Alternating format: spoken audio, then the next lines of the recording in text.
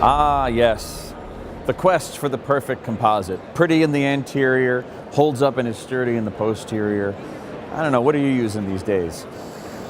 If you're like most dentists, you have a couple of different composites, and that just becomes a bit of a hassle to keep track of that inventory. Well, I caught up with Dr. John Flucke to see what he's using these days. So, tell me why are we here? Why have we gathered here today? Ultradent has brought to market a new composite called Mosaic, and it's one of these that they've been working on for a while. It's a product that they are very, very proud of to finally release it. But one of the great things about Ultradent is that they don't put something on the market until they are absolutely 100% convinced that it's ready to go. Mm-hmm. So tell me about the product itself. I see we have composite here. What makes this different? What makes it special? You know, it's a 20 shade variation. You have both dentin shades and enamel shades. And what I love about it from a cosmetic standpoint is you can layer it, you know, using the dentin shades and the enamel shades, and the handling characteristics are phenomenal. Yeah, so this is your go-to anterior composite. Yes. However, it's also completely suited for use in the posterior as well. So it's, you know, a one composite does all, and yet it's beautiful, it handles well, it blends like a dream, and it finishes like nothing I've ever seen in my career at this point. So there's 20 shades. Yes. That is so comprehensive. What would you recommend a typical general dentist practice order to keep stock of? They're probably going to want more A2s, especially in posterior, right? Right. This is something you get a whole nice kit of and organized, so you can you can do it either way. You can do it with the kit, or you can do it with just, you know, a few standard shades to start off with and then sort of build on that. Or if you're somebody that really stays mainly in the, you know, A2, A3, A3.5 range, then you can just stick with that without having to make the investment and buy the shades that maybe you wouldn't use. And that's always been one of my big critiques is, here, buy the suitcase with 417 shades, and by the way, 415 of them you'll never use, you know. And so I like the fact that you've got the ability to limit yourself with this a lot. Oh, that's fantastic. So I see it comes with compules, right? That's fantastic. And syringes.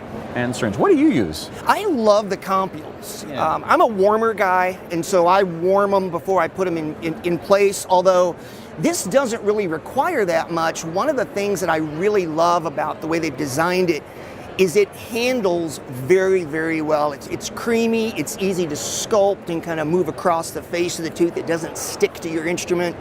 It has kind of a handling, sort of like maybe cake icing would be a good way to describe it. Okay, so tell me more about that. I love that description, cake icing. So you find with your favorite composite instrument, you don't have to dip back into the bonding agent as much to get it to not stick? Yeah, it's one of those where you put it, and it also doesn't slump much, so you put it where you want it and it stays, but then if you want to tease it over a little bit, maybe you're working and you look and you're like, oh, I've got that one little area on the margin where I didn't quite cover it.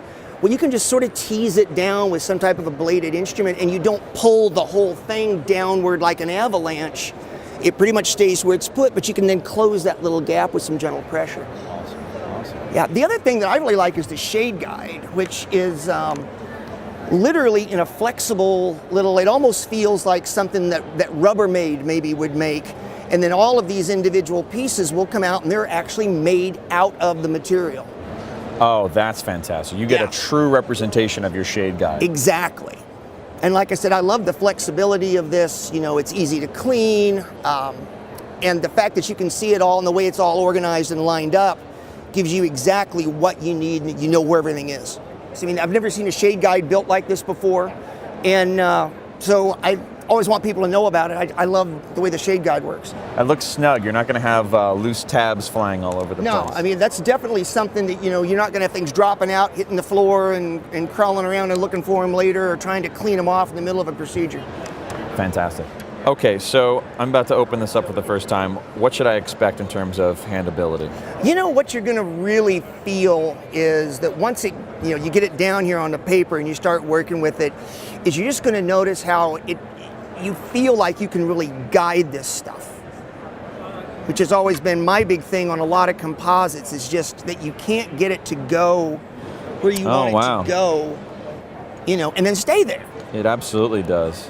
Yeah.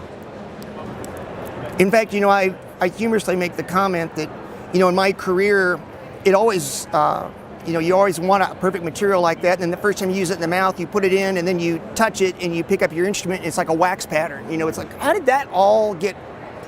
And then you can't get it. Right. Well, this doesn't do that. No, it's very responsive. You put it somewhere, it stays there. Mm-hmm. Absolutely, and it really isn't sticking to the instrument.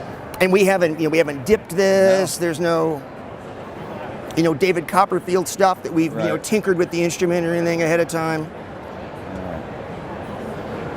So you scoop that up, and now, so just kind of when you place it, just notice how you can just really get it to the margin where you want it. Oh, yeah. Absolutely. I would imagine this can reduce some excess and flash when you can really feel where it's going, and you put it somewhere, it stays there, it's not being dragged along over. And one of the things that I like to use is an acorn carver, and I'll get down in there, and you can really, put some good anatomy in there. And then once again, you get your grooves in there with an instrument, but they stay. You don't put it to, you don't get your anatomy and then it hangs on the instrument and you pick it up and everything comes with you and you've just ruined all that.